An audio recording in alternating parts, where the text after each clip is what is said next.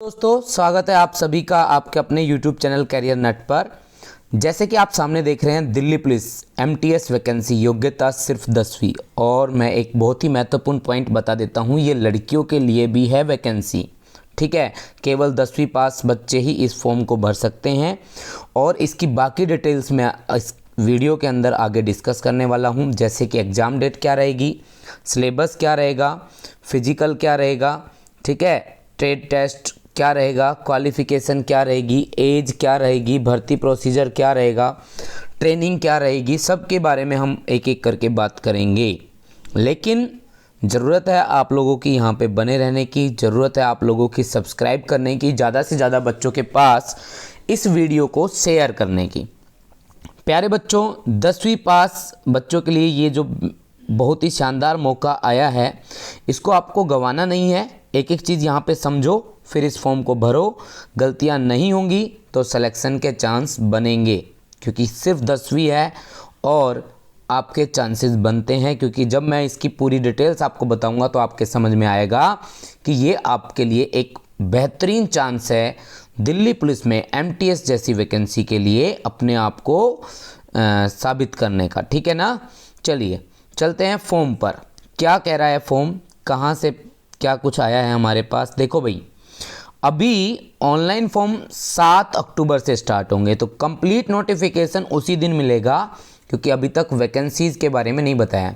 प्यारे बच्चों, 2017 में MTS की वैकेंसियाँ निकली थी, वो रद्द हो गई थी। वही वैकेंसियाँ ये फिर से में भी कुछ इंक्रीज होके लगभग उस टाइम 700 कुछ वैकेंसियाँ थी, तो इस बार मुझे लग रहा है 1000 के आसपास वैकेंसियाँ ये हो सकती हैं। तो अभी वैकेंसियों की डिटेल यहाँ पे नहीं आई है।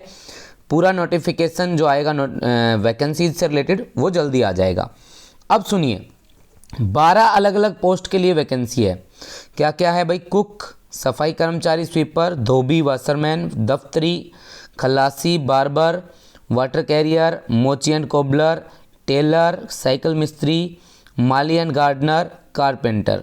तो इन सब की वैकेंसी यहाँ पर निकली हुई है। थोड़ी बहुत भी अगर आप किसी भी बारे में थोड़ी बहुत भी नॉलेज रखते हो, इनमें से किसी भी एक पॉइंट के बारे में, एक ट्रेड के बारे में थोड़ी बहुत नॉलेज रखते हो, तो you have to apply this form, okay. और शायद आप जब अप्लाई करेंगे तो इसके बारे में सीख भी लेंगे तब तक। ठीक है, चलिए।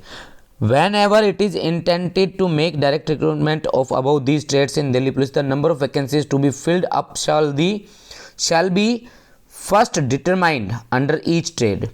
ठीक है, reservation as per rules worked out. ये कहना क्या चाह रहा है, बोला हम ना पहले इस चीज़ को चेक करेंगे कि किस ट्रेड के लिए किस कैटेगरी की कितनी वैकेंसी बन सकती है। तो ये डायरेक्ट रिक्रूटमेंट है। क्या है बेटा? एक डायरेक्ट रिक्रूटमेंट है दिल्ली पुलिस का, दिल्ली पुलिस द्वारा। तो इसके लिए वो चीज़ें चेक करते हैं। अच्छा ठीक है, आगे ये एक इम्पॉर्टेंट पॉइंट है कि ये जो आपको फॉर्म मिलने वाला है, ये 50 रुपये का मिलने वाला है जनरल कैटेगरी के लिए। Application forms will be available free of cost for SC and ST category. मतलब ये फॉर्म आपको ऑफलाइन मिलने वाला है। अगर ऑनलाइन भी हुआ तो 50 रुपये बाकी सबके, और आपके SC और ST कैटेगरी के कोई चार्ज यहाँ पर नहीं लिया जाएगा। ठीक है ना। Ex serviceman, general, SC, ST, OBC सभी कैटेगरी के लिए अलग अलग चीज़ें यहाँ पे एक्सप्लेन की जाएंगी। अभी आते हैं मोड ऑफ रिक्रूटमेंट क्या रहेगा। ये रहेगा vacancies of all these trades shall be filled through direct recruitment. Recruitment रहेगा आपका डायरेक्ट। क्या है ये डायरेक्ट रिक्रूटमेंट, आपको समझ में आएगा अभी आगे चल के। Method of recruitment, competitive examination for recruitment to the post of all these trades employees shall be held depending upon the number of vacancies. ठीक है भाई, सीधी सी बात है। अब आ जाते हैं इंपॉर्टेंट पॉइंट कि आपकी एसेंशियल क्वालिफिकेशन। एज की बात करें तो 18 से 25 के बीच में आपकी एज होनी चाहिए। कुछ कैटेगरीज को यहाँ पर स्पेशल तोहफा दिया गया है एज रिलैक्सेशन का, तो वो आपको पहले भी मिलता आया है, इसमें भी मिलेगा। ठीक है, आगे चलते हैं। Educational qualifications and other qualifications required for cook, water carrier, इन सब के लिए जो क्वालिफिकेशन रिक्वायर्ड है तो ये पढ़िए। 10th और ITI कौन कौन सी रिक्वायर्ड है? 10वीं और ITI पास बच्चा इस फॉर्म को भर सकता है। तो मुझे लगता है इसकी जो है लगभग सभी बच्चे इसके काबिल हैं, जो तैयारी करते हैं, जो वीडियो को देख रहे हैं। तो आप लोग इस फॉर्म को भरिए। इसके बाद good working knowledge of their respective trade job. देखो, आपको अपने जिस ट्रेड में आप फॉर्म भर रहे हो, अगर आप कुक का भर रहे हो तो आपको खाना बनाना चाहिए। वाटर कैरियर तो आप समझ ही गए हैं, सफाई कर्मचारी और मोची और कोबलर, इन सब में आप लोगों को हल्की हल्की नॉलेज होनी चाहिए, और किस तरह की नॉलेज होनी चाहिए वो आपको आगे मिलेगा, ये सारी डिटेल आपको आगे मिलेगी, ठीक है ना। चलिए आगे चलते हैं, आगे क्या कह रहे हैं, medical fitness standard. Medical fitness जो होना चाहिए वो आपका जो भी पुलिस सर्जन रहेंगे या सिविल सर्जन रहेंगे उनके through medical officer appointed by the commissioner of police Delhi to fix the medical standard. कहने का मतलब ये है फिजिकली हैंडीकैप्ड जो लोग रहेंगे ना, उनको जो दिल्ली पुलिस कमिश्नर फिक्स करेगा उन डॉक्टर द्वारा ही चेक किया जाएगा कि आप फिजिकली हैंडीकैप्ड हो या नहीं हो, ठीक है। ओके आगे पढ़ते हैं। किसी भी तरह की आपको फॉर्म में गलती नहीं करनी है, इससे बचने के लिए पूरा डिटेल से सुने यहाँ पर, ठीक है ना।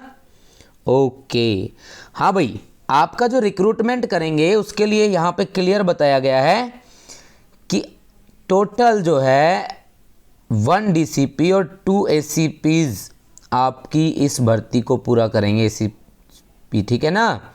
1 एडिशनल CP और 1 एडिशनल CP भी उस भर्ती के दौरान आपके ऊपर सुपरविजन के लिए लगातार रहेंगे, जिनको अपॉइंट किया जाएगा कमिश्नर ऑफ दिल्ली पुलिस द्वारा। कुछ नहीं है, ये सिर्फ उनका नज़र, मतलब उनको नज़र रखनी है कि भर्ती ठीक चल रही है कि नहीं, ये सब बताया गया है इसके अंदर, ठीक है। इसके बाद मेल कैंडिडेट की हाइट क्या होनी चाहिए, आपको सामने दिख गई है 157 सेंटीमीटर, और चेस्ट होनी चाहिए 76 से 81 सेंटीमीटर। फीमेल के लिए हाइट होनी चाहिए 152 सेंटीमीटर, मतलब लगभग सभी फीमेल और सभी मेल, लगभग मोस्टली मेल और फीमेल्स इसके लिए जो है एलिजिबल है, वो इस फॉर्म को भर सकते हैं, ठीक है। ये तो आसान सा ही है बिल्कुल। और इसके बाद फिजिकल के बारे में बात आ जाए तो फिजिकल एंड्योरेंस टेस्ट के बारे में बात हो जाए तो ये है क्वालिफाइंग इन नेचर, और इसके अंदर 1600 मीटर की रेस 9 मिनट में करनी है मेल को, और लड़कियों को ये 800 मीटर रेस पूरी करनी है 5 मिनट में, कुछ भी नहीं है, ना के बराबर है भाई, ठीक है ना। The physically handicapped candidate will be exempted from physical endurance test. जो फिजिकली हैंडीकैप्ड बच्चा होगा उसको ये टेस्ट नहीं देना है, फिजिकल टेस्ट नहीं देना है, ठीक है। Physical measurement, candidates who qualify in the race will further appear for height and chest measurement. तो फिर उसके बाद आपकी हाइट और चेस्ट मेजरमेंट होगा। तो ये आपने चेस्ट का देख ही लिया होगा, यहाँ पे देख लो, 76 से 81 चेस्ट और 157 सेंटीमीटर हाइट लड़कों की, 152 सेंटीमीटर लड़कियों की हाइट, लेकिन चेस्ट के लिए उनका नॉट अप्लीकेबल है, मतलब ऐसा कोई चेक नहीं होने वाला है, ठीक है। आगे चलते हैं। चलिए फिजिकल के लिए फिर वही बता रहा है कि कौन कौन हम अपॉइंट करेंगे, DCPs ACPs। ये फिजिकल मतलब ये कि ऑफलाइन फॉर्म होने वाला है और डायरेक्ट भर्ती होने वाली है। सिर्फ आपको जाना है वहाँ पे एक टेस्ट देना है, टेस्ट के बाद आपको एक ट्रेड टेस्ट देना है और वहीं के वहीं सेलेक्ट हो जाना है। ये ट्रेड टेस्ट कैसा होगा और ये एग्ज़ाम कैसा होगा इसके बारे में आगे बात करने वाला हूँ मैं, ठीक है। चलिए अब आते हैं अपने एग्ज़ाम के ऊपर ही आ जाते हैं। देखिए भाई, रिटन टेस्ट जो होगा उसके बारे में देख लो आप, 50 मार्क्स का होगा। ऑब्जेक्टिव वुड कवर 50 क्वेश्चंस, ठीक है ना, और टाइम मिलेगा 60 मिनट का। ये सभी 10th पास स्टूडेंट को ये पेपर देना है, और लेवल भी 10th पास के लिए ही है। इसका लेवल भी 10th पास करेगा, मतलब ओनली जीके आने वाली है, ओनली जनरल अवेयरनेस।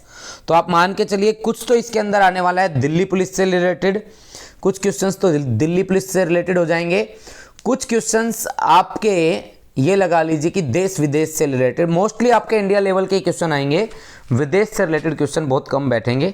तो आपको कुल मिला के हिस्ट्री, पॉलिटी, ज्योग्राफी के बेसिक क्वेश्चंस को तैयार करना है और इस एग्जाम को देना है। बहुत ही इजी पेपर रहने वाला है, ज़्यादा टफ क्वेश्चन नहीं आएंगे इसके अंदर। तो जो थोड़ी बहुत भी तैयारी पहले किया हुआ है, जिसका जीएस पे ठीक ठाक पकड़ है, मैं ठीक ठाक भी नहीं कहूँगा, जीएस पढ़ लेता हूँ बस, इनफ, वो बच्चा इस फॉर्म को भरे और इस पेपर को जरूर दे।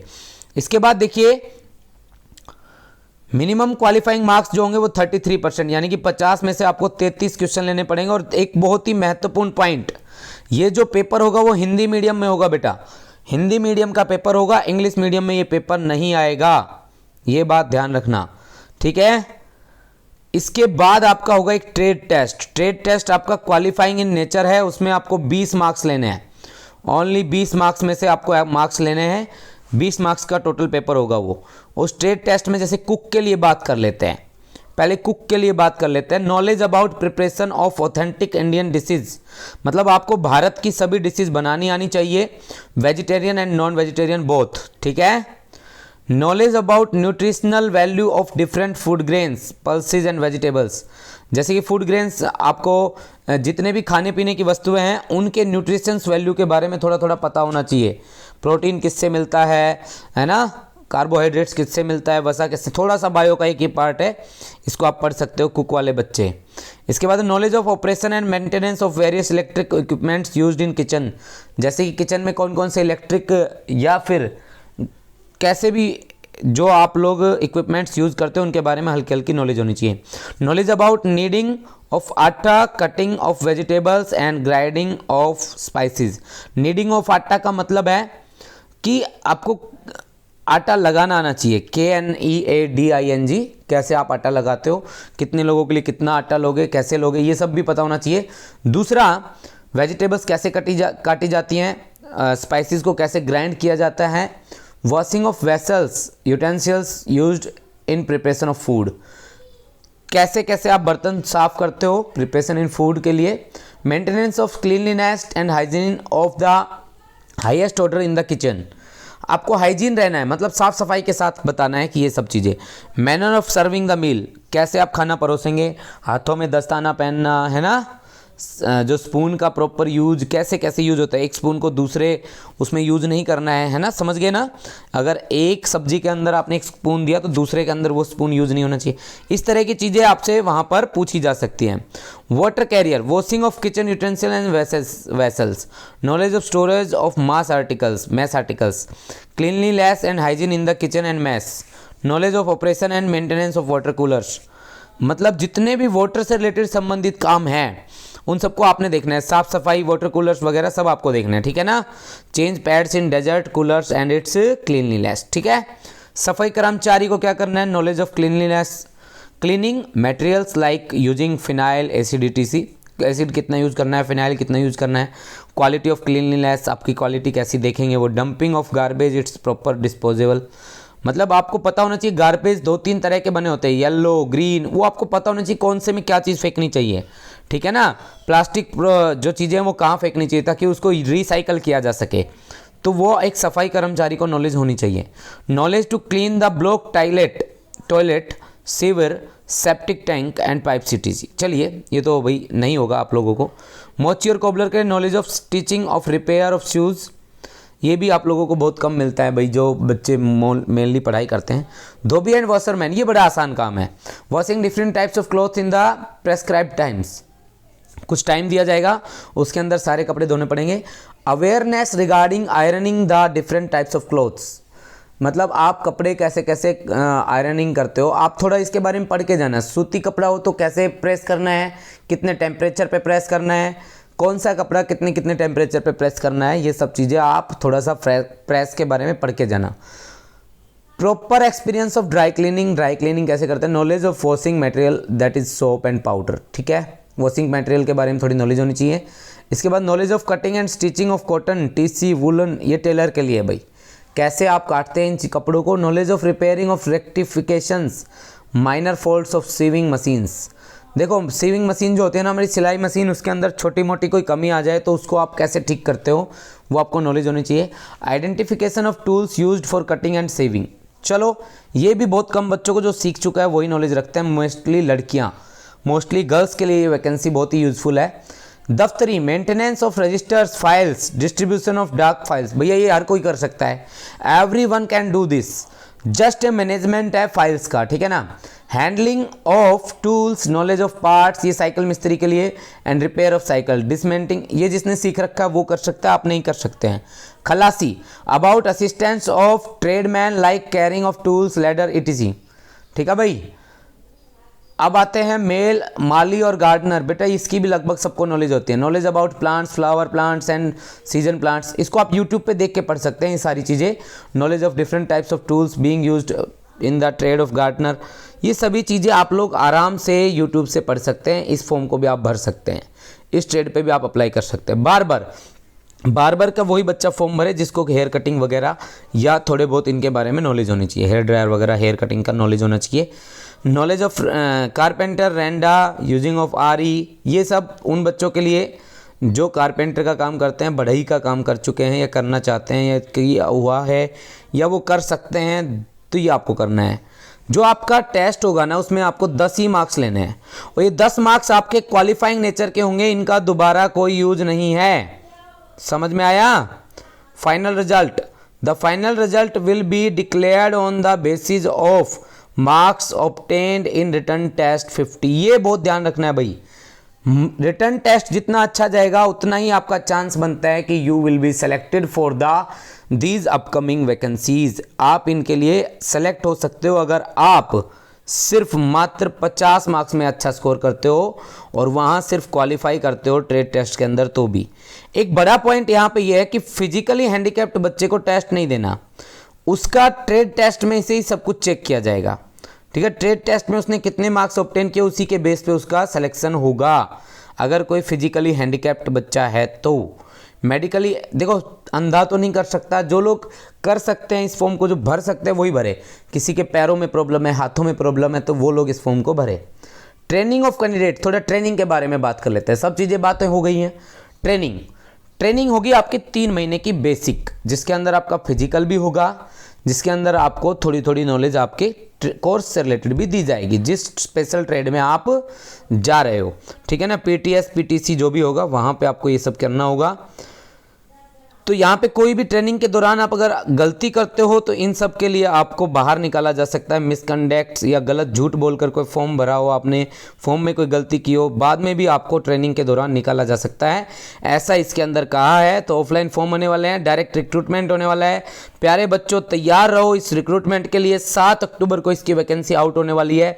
Thank you very much. ज़्यादा से ज़्यादा बच्चों के पास शेयर कर दीजिए और नेक्स्ट वीडियो में भी हम आपको इसी तरह नॉलेज देते रहेंगे नई नई वैकेंसीज के बारे में। Thank you.